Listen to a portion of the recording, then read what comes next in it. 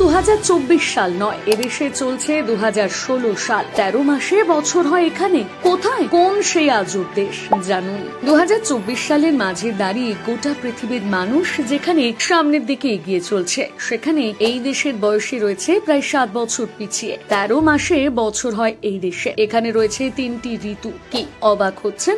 ভাবছেন কোন আজব দেশ?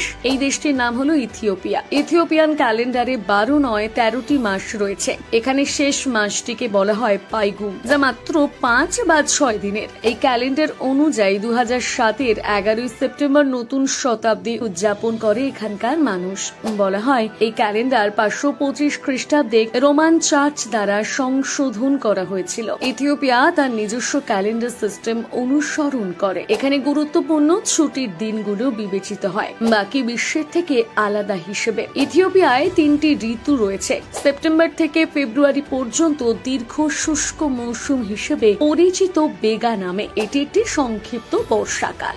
বেলগ নামে পরিচিত ঋতু থাকে মার্চ এবং এপ্রিলে। দীর্ঘ বর্ষা মৌসুমের আগে মে একটি গরম ও শুষ্ক মাস। করেমত নামে ঋতু থাকে জুন, জুলাই এবং অগাস্টে।